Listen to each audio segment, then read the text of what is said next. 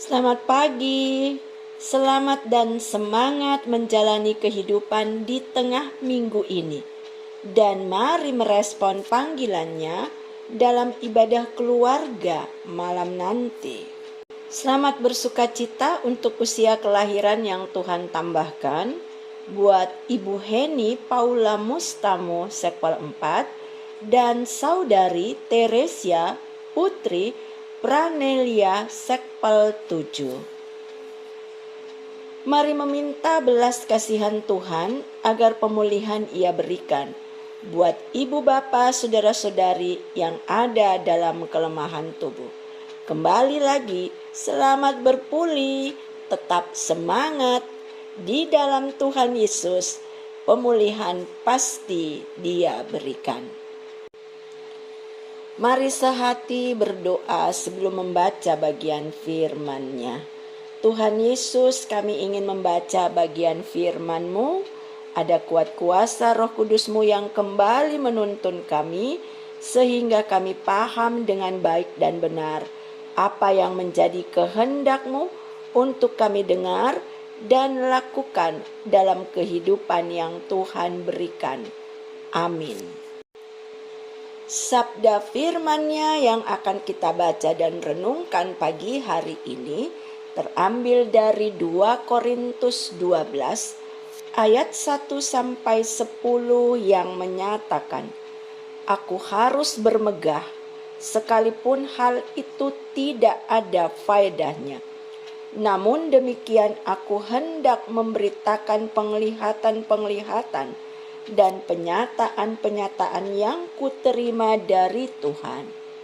Aku tahu tentang seorang Kristen 14 tahun yang lampau, entah di dalam tubuh, aku tidak tahu, entah di luar tubuh, aku tidak tahu. Allah yang mengetahuinya.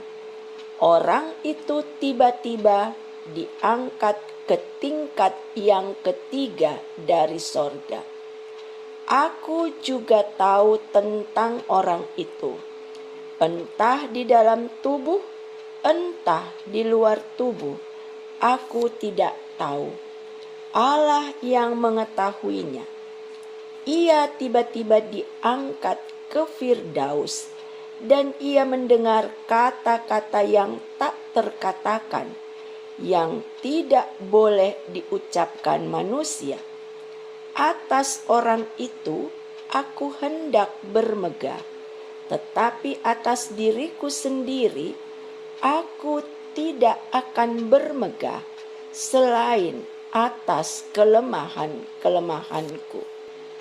Sebab sekiranya aku hendak bermegah juga, aku bukan orang bodoh lagi, karena aku mengatakan kebenaran. Tetapi aku menahan diriku supaya jangan ada orang yang menghitungkan kepadaku lebih daripada yang mereka lihat padaku atau yang mereka dengar daripadaku. Dan supaya aku jangan meninggikan diri karena penyataan-penyataan yang luar biasa itu, maka aku diberi suatu duri di dalam dagingku, yaitu seorang utusan iblis untuk mengocoh aku, supaya aku jangan meninggikan diri. Tentang hal itu aku sudah 3 kali berseru kepada Tuhan, supaya utusan iblis itu mundur daripadaku. Tetapi jawab Tuhan kepadaku, cukuplah kasih karuniaku bagimu, sebab justru dalam kelemahanlah kuasaku menjadi sempurna. Sebab itu terlebih suka aku bermegah atas kelemahanku, supaya kuasa Kristus turun menaungi aku. Karena itu aku senang dan rela di dalam kelemahan, di dalam siksaan, di dalam kesukaran, di dalam penganiayaan, dan kesesakan oleh karena Kristus. Sebab jika aku lemah, maka aku kuat. Tentang hal itu, aku sudah 3 kali berseru kepada Tuhan supaya utusan iblis itu mundur daripadaku. Tetapi jawab Tuhan kepadaku, cukuplah kasih karuniaku bagimu, sebab justru dalam kelemahanlah kuasaku menjadi sempurna. Sebab itu terlebih suka aku bermegah atas kelemahanku, supaya kuasa Kristus turun menaungi aku. Siapa yang ingin hidup menderita? Penderitaan yang dialami seseorang pasti tidak mudah untuk dijalani. Namun bagi Paulus, apa yang dialami dan membuatnya menderita karena melakukan pekerjaan sebagai rasul Allah dilihat sebagai berkat dalam hidupnya, di mana cinta dan kasihnya selalu hadir guna menguatkannya. Karena itu, menutup bagian perenungan firman-Nya pada pagi hari ini, Paulus menyatakan, sebab jika aku lemah, maka aku kuat. Ini bukanlah penyataan yang berlawanan, tetapi ini diungkapkan sebagai penyataan iman.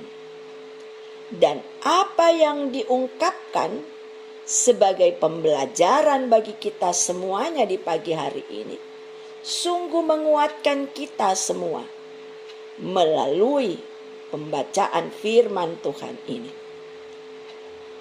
Bagian firman Tuhan ini mengingatkan agar kita tidak ragu untuk mengerjakan tanggung jawab hidup yang Dia embankan. Pasti ada tantangan, ada hambatan yang menghadang, dan tidak sedikit ada guncangan-guncangan, ada kerikil-kerikil tajam yang menjadi bagian kehidupan kita, yang membuat kita bergumul di dalamnya. Tetapi mari ingat firman Tuhan di ayat 9. Cukuplah kasih karuniaku bagimu, sebab justru dalam kelemahanlah kuasaku menjadi sempurna. Oleh karena itu, mari kita tetap berpegang pada firman Tuhan dan percaya bahwa ada kekuatan yang Tuhan berikan guna menopang keseharian kita dalam mengerjakan setiap tanggung jawab yang Dia embankan. Percayalah, kita memang lemah, tetapi bersamanya dengan kasih karunia-Nya yang Ia berikan kepada kita, kita pasti kuat dan kita bisa melewati semua tantangan, guncangan, kerikil-kerikil tajam yang menghadang, karena Tuhan selalu beserta dengan kita. Oleh karenanya, ibu bapak kekasih-kekasih Tuhan, mari kerjakan bagian yang Tuhan percayakan dalam hidup kita. Selebihnya, Tuhan akan mengerjakan bagian yang tidak mampu kita kerjakan. Berserahlah, jangan menyerah. Mari sehati berdoa di pagi hari ini. Kembali kami kuat dan dikuatkan oleh firman-Mu ya Tuhan. Kembali kami menemukan pengharapan hidup di dalam nama-Mu ya Tuhan Yesus. Terima kasih karena Engkau selalu memberi pengajaran dan pengajaran firman-Mu menjadi berkat bagi kami. Kami percaya topangan-Mu berlaku dalam kehidupan kami sepanjang hari ini. di tiap karya layan yang kami kerjakan atas amanah yang Engkau percayakan. Berkati kami dan seisi rumah tangga kami, juga kaum keluarga yang terpisah jauh dari kami. Kami pun menyerahkan karya layan gereja-Mu di malam hari nantinya dalam ibadah keluarga di Sekpel 1 sampai 7. Hamba-hamba yang melayani dan umat Tuhan yang akan ambil bagian di dalamnya, kiranya keberkatan menjadi milik kami semua, sehingga kami semakin kuat menjalani kehidupan yang Tuhan berikan secara khusus di masa pandemi ini. Terima kasih Tuhan Yesus, di dalam nama-Mu saja kami berdoa dan bersyukur. Amin. Selamat pagi.